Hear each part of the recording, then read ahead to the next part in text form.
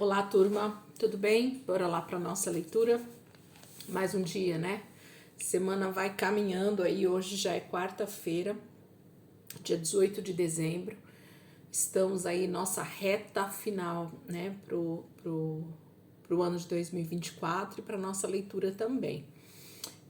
Temos praticamente 10 dias, né, de leitura só, porque a gente acaba dia 29 a nossa leitura e eu tô muito feliz. Eu sei você, mas eu tô muito feliz em estar chegando aqui, né, nesse dia e fortalecida no Senhor e realmente tendo tido um tempo precioso com a palavra durante o ano de 2024. Foi bastante coisa e Deus tem feito grandes coisas em nós e através de nós. Vamos lá? Hoje a gente vai ler um livro bem pequenininho, uma carta bem pequenininha, na verdade, que é a carta de Tito. Vamos ver o que Paulo escreve a Tito, né? A gente vai ver essa carta aqui em 3 capítulos que são bem pequenininhos. Vamos lá? Bora lá. Tito, capítulo 1 diz assim: Paulo, servo de Deus e apóstolo de Jesus Cristo, para levar os eleitos de Deus à fé e ao conhecimento da verdade que conduz à piedade. A fé e conhecimento que se fundamentam na esperança da vida eterna, a qual o Deus que não mente prometeu antes dos tempos eternos.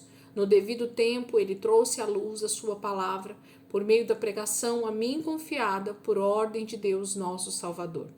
A Tito, meu verdadeiro filho, em nossa fé comum, graça e paz da parte de Deus Pai e de Cristo Jesus, nosso Salvador. A razão de ter o deixado em Creta foi para que você pusesse em ordem o que ainda faltava e constituísse presbíteros em cada cidade, como eu o instruí. É preciso que o presbítero seja irrepreensível, marido de uma só mulher e tenha filhos crentes, que não sejam acusados de libertinagem ou de insubmissão.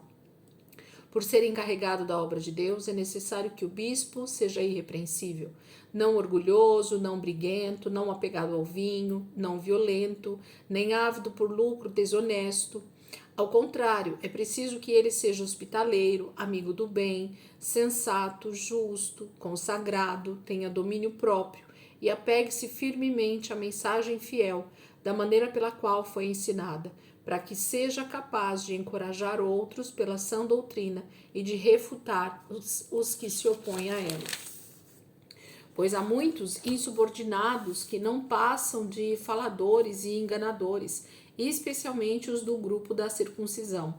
É necessário que eles sejam silenciados, pois estão arruinando famílias inteiras, ensinando coisas que não devem e tudo por ganância. Um dos seus próprios profetas chegou a dizer: cretenses, sempre mentirosos, feras malignas, glutões preguiçosos. Tal testemunho é verdadeiro. Portanto, repreenda-os severamente para que sejam sadios na fé e não deem atenção a lendas judaicas nem a mandamentos de homens que rejeitam a verdade. Para os puros, todas as coisas são puras, mas para os impuros e descrentes, nada é puro.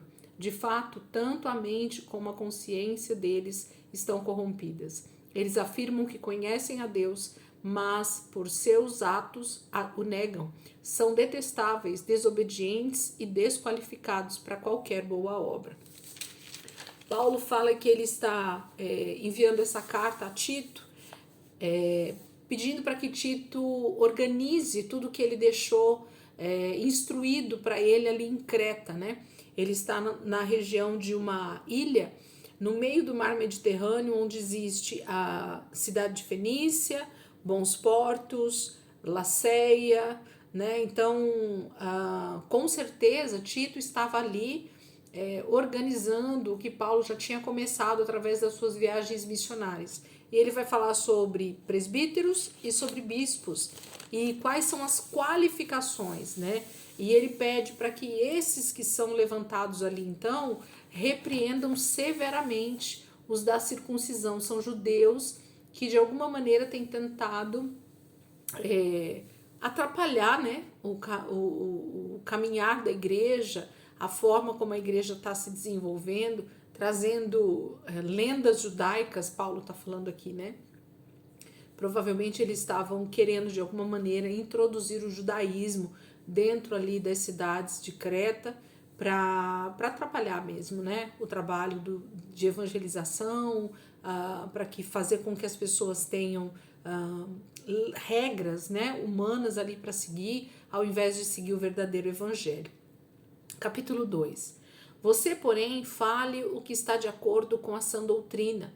Ensine os homens mais velhos a serem moderados, dignos de respeito, sensatos e sadios na fé, no amor e na perseverança. Semelhantemente, ensine as mulheres mais velhas a serem reverentes na sua maneira de viver, a não serem caluniadoras nem escravizadas a muito vinho, mas a serem capazes de ensinar o que é bom. Assim poderão orientar as mulheres mais jovens a amarem seus maridos e seus filhos, a serem prudentes e puras, a estarem ocupadas em casa e a serem bondosas e sujeitas aos seus maridos, a fim de que a palavra de Deus não seja difamada. Da mesma maneira, encoraje os jovens a serem prudentes, em tudo seja você mesmo um exemplo para eles, fazendo boas obras. Em seu ensino, mostre integridade e seriedade, use linguagem sadia, contra a qual nada se pode dizer, para que aqueles que se opõem a você fiquem envergonhados por não poderem falar mal de nós. Ensine os escravos a se submeterem em tudo a seus senhores, a procurarem agradá-los, a não serem respondões e a não roubá-los, mas a mostrarem que não são inteiramente dignos de confiança, para que assim tornem atraente em tudo o ensino de Deus, nosso Salvador. Porque a graça de Deus se manifestou salvadora a todos os homens. Ela nos ensina a renunciar à impiedade e às paixões mundanas e a viver de maneira sensata, justa e piedosa nesta era presente, enquanto aguardamos a bendita esperança, a gloriosa manifestação de nosso grande Deus e Salvador Jesus Cristo. Ele se entregou por nós a fim de nos remir de toda a maldade e purificar para si mesmo um povo particularmente seu, dedicado à prática de boas obras. E isso que você deve ensinar, exortando-os e repreendendo-os com toda a autoridade. Ninguém o despreze. Então, ele vai dizer que eles precisam ensinar, né? Tito precisa ensinar as mulheres a serem prudentes, né? Aos maridos cuidarem bem das suas esposas, as mulheres mais velhas cuidarem das mais jovens.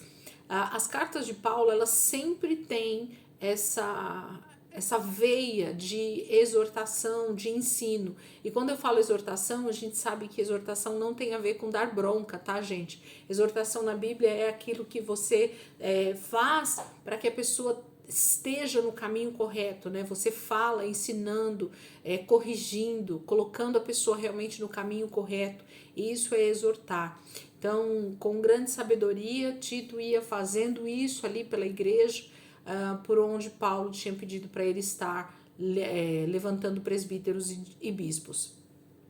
Capítulo 3. Lembre a todos que se sujeitem aos governantes e às autoridades, sejam obedientes, estejam sempre prontos a fazer tudo o que é bom, não caluniem ninguém, sejam pacíficos, amáveis e mostrem sempre verdadeira mansidão para com todos os homens. Houve tempo em que nós também éramos insensatos e desobedientes, vivíamos enganados e escravizados por toda espécie de paixões e prazeres. Vivíamos na maldade, na inveja, sendo detestáveis e odiando uns aos outros. Mas quando, da parte de Deus, nosso Salvador, se manifestaram a bondade e o amor pelos homens, não por causa de atos de justiça por nós praticados, mas devido à sua misericórdia, ele nos salvou pelo lavar regenerador e renovador do Espírito Santo, que ele derramou sobre nós generosamente por meio de Jesus Cristo, nosso Salvador. Ele o fez a fim de que, justificados por sua graça, nos tornemos seus herdeiros, tendo a esperança da vida eterna. Fiel é esta palavra e quero que você afirme categoricamente essas coisas, para que os que creem em Deus se empenhem na prática de boas obras. Tais coisas são excelentes e úteis aos homens. Evite, porém, controvérsias tolas, genealogias, discussões e contendas a respeito da lei, porque essas coisas são inúteis e sem valor. Quanto àquele que provoca divisões, advirta uma primeira e uma segunda vez. Depois disso, rejeite-o. Você sabe que tal pessoa se perverteu e está em pecado, por si mesmo está condenado. Quando eu enviar Artemas ou Tíquico até você, faça o possível para vir ao meu encontro em Nicópolis, pois decidi passar o inverno ali. Providencie tudo o que for necessário para a viagem de Zenas, o jurista, e de Apolo, de modo que nada lhes falte. Quanto aos nossos, que aprendam a dedicar-se à prática de boas obras, a fim de que supram as necessidades diárias e não sejam improdutivos. Todos os que estão comigo enviam saudações, saudações àqueles que nos amam na fé. A graça seja com todos vocês.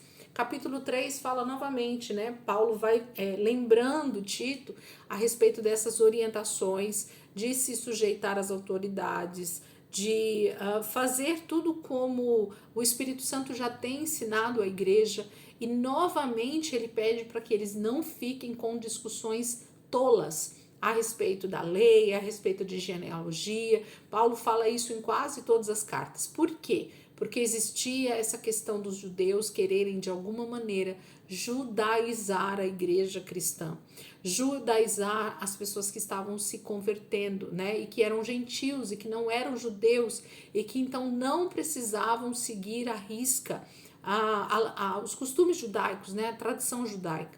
Então, haviam com certeza muitas discussões desnecessárias no meio da igreja, por parte dos judeus que estavam se convertendo, por parte dos judeus que muitas vezes não tinham se convertido, mas estavam ali no meio dos irmãos, querendo trazer justamente divisões, né, discussões desnecessárias. E Paulo sempre está exortando também nas cartas que os irmãos trabalhem para não serem pesados para ninguém, né?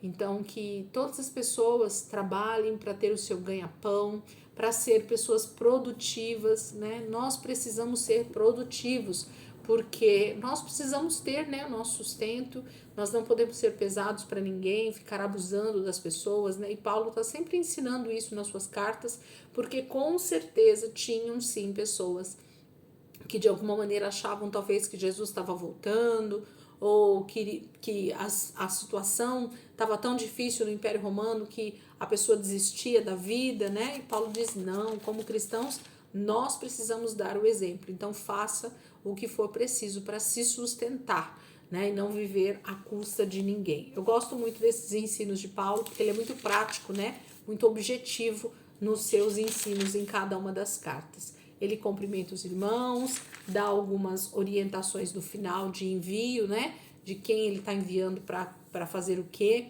E isso sempre Paulo finaliza dando saudações e dizendo o quanto ele está feliz, né? Por tudo que está acontecendo no meio da igreja, com os irmãos e com tudo que Deus está fazendo no meio deles. Tá bom, queridos?